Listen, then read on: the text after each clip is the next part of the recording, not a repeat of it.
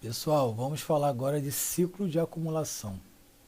Como o mercado começa a se comportar quando ele vem de compra climática ou venda climática, suporte preliminar, venda climática, reação automática, segundo teste.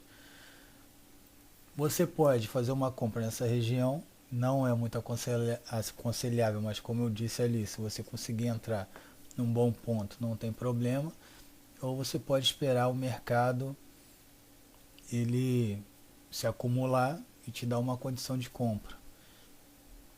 Tem estudos que falam que a melhor compra sempre vai ser na fase C, a gente ainda vai falar sobre isso, sempre vai ser na fase C, depois a fase D e a fase E.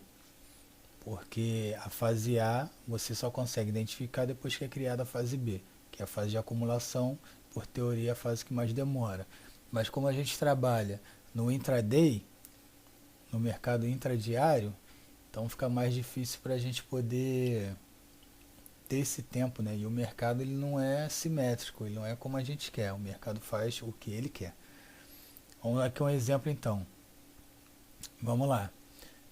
Após o ponto C, deixa eu botar aqui a canetinha. Aqui. Após o ponto C, vamos lá. O mercado já fez uma venda climática, ele está levando em consideração isso. O mercado já fez a venda climática, já fez o rally automático, agora ele está fazendo o segundo teste, correto?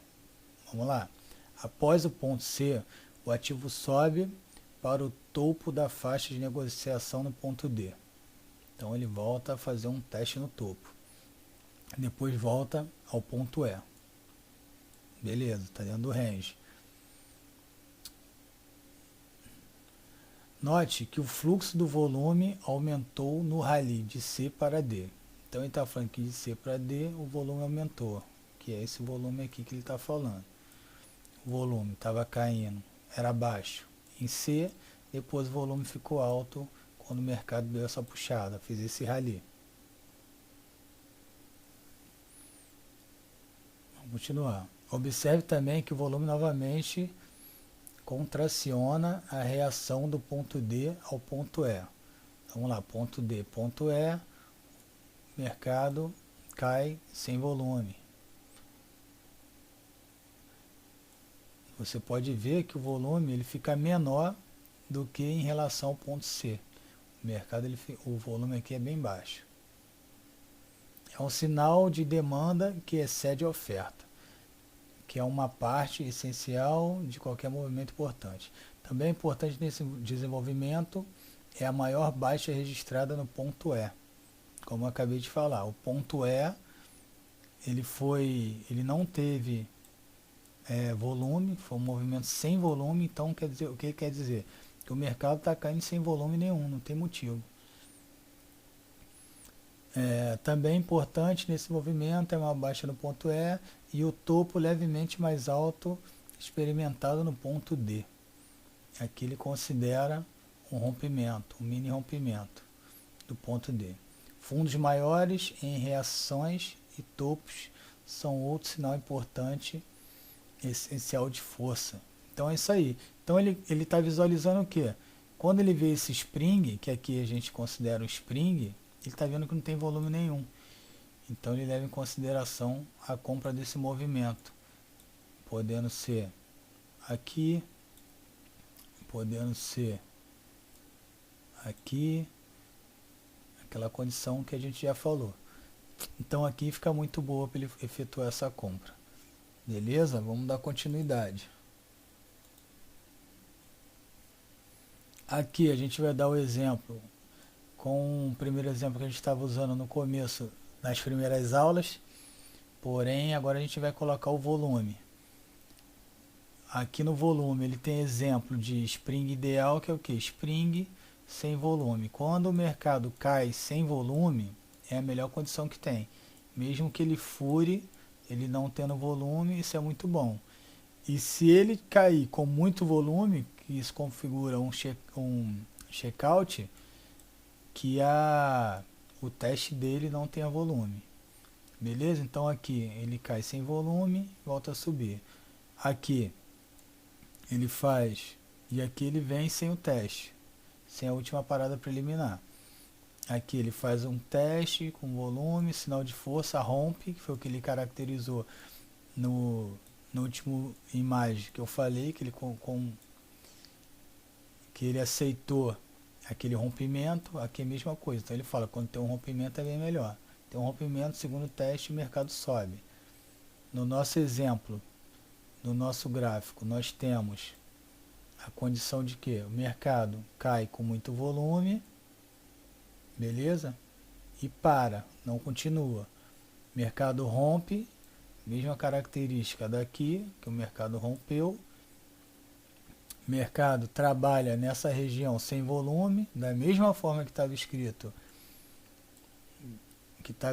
O mercado começa a trabalhar sem volume nenhum. Ele faz essa queda com um pouco de volume, com um volume mais elevado que o restante, um pouco, né, mais elevado que o restante. Não acontece nada. Faz o spring desse movimento, e depois o mercado vai embora. Então isso aqui é bem uma referência. Ah, não vou comprar aqui, porque o mercado acabou de fazer o nosso ABC. Venda climática, reação automática, segundo teste. Vou esperar o mercado trabalhar. Então nessa região que o mercado trabalha, você já configura a possível compra, que é o mercado trocando de mão. É a mudança de característica que ele fala, né? O mercado está mudando de característica. É isso aí, vamos continuar. Aqui nós vamos falar de checkout. Esse aqui é bem claro, né? Esse checkout aqui no gráfico. Checkout é o que? É quando o movimento é muito forte e ele para. Às vezes eu escuto assim, cara, como que eu vou saber? Se o spring é quando rompe e não tem volume. E o checkout é quando rompe com muito volume, mas não dá continuidade. Só que o cara não sabe esses nomes técnicos. Ele só vai falar assim, cara, veio rompe sem volume e sobe. Em vez de rompe com volume e sobe, como que eu vou identificar?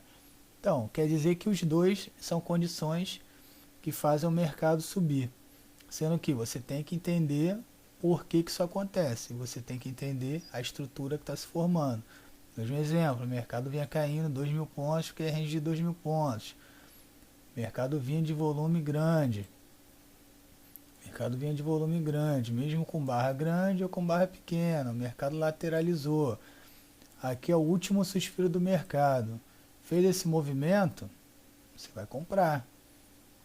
Ok? Aí você não vai comprar aqui.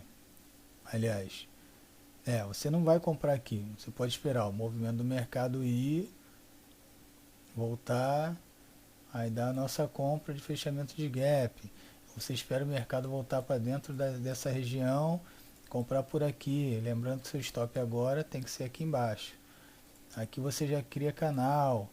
Aqui você vai ter a condição da sua média lá de 7 períodos. Aqui tem rompimento. Ah, eu não vou comprar. Tá, beleza, tem aqui.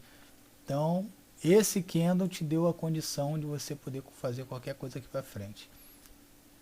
Porque isso pode acontecer no meio do movimento ou no final do movimento. Ele podia fazer isso aqui e subir direto. No final do movimento, que é o exemplo até que está aqui. Esse exemplo ele faz isso, né? Então, checkout é o que? Penetração profunda com alto volume, que é o que nós temos aqui. Penetração profunda com alto volume. Outra forma de checkout também é quando ele acontece dentro do range.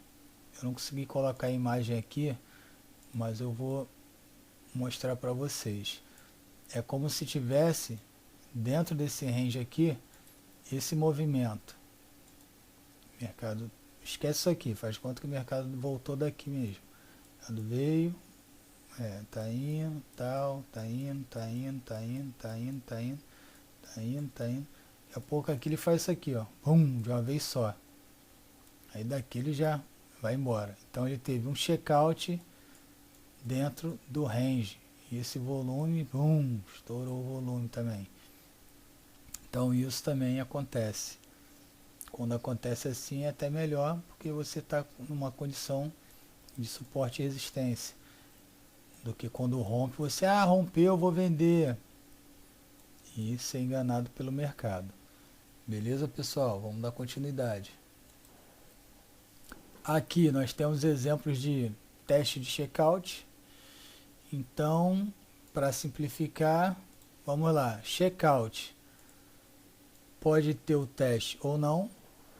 Pode ser dentro do range ou não, como eu falei. Pode ser no meio ou no final do range. Beleza? Como a gente viu no exemplo anterior. Então aqui ele teve um teste dentro do range e aqui ele teve um teste fora do range e aqui o volume, alto volume, alto volume. Beleza? A condição que eu falei era se ele viesse aqui trabalhando e fizesse isso aqui, é o checkout dentro do range. Aqui é quando ele rompe, já volta, ainda dá um teste. Aqui é quando o teste dele é aqui embaixo mesmo e daqui ele já vai embora. Ele não volta para fazer isso aqui. Aí a gente perde o movimento. Beleza, pessoal? Bem tranquilo também, né? Vamos lá. Tá acabando. E o último exemplo aqui do nosso PDF é o Jump Off the Creek. O que é Jump Off the Creek? É o salto pelo rio. Desculpa. O salto pelo rio. O que acontece? O mercado vinha caindo, ele faz candles de força, mas recusa a cair, ele não cai. Você quer esperar um momento para comprar, você coloca a VWAP móvel no topo anterior e espera o mercado fazer um pullback nessa região, porque até aqui é defesa de player, como a gente sabe. Então o mercado rompe, faz um pullback. Depois o mercado ainda rompe e faz um pullback em cima da resistência. De acordo com o nosso exemplo, fica bem visível, bem parecido também.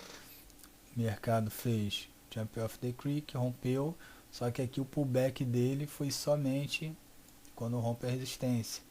Mas aqui o operador já está mais tranquilo, porque ele já visualizou que o mercado já rompeu um ponto importante para ele. Lembrando que o teste sem volume, ó, teste sem volume, e aqui teste sem volume, barras brancas, provavelmente foi essa região aqui, ó. Aí, ó, entendeu? É isso aqui, barras brancas, teste sem volume nenhum. Isso aqui indica para você boas compras, ok? Depois de mercado, rompe, teste sem volume de novo, ó. Barrinha azul, barrinha branca, teste sem volume. Então o mercado é assim, ele sobe com força, cai sem força, sobe com força, cai sem força, sobe com força, cai sem força.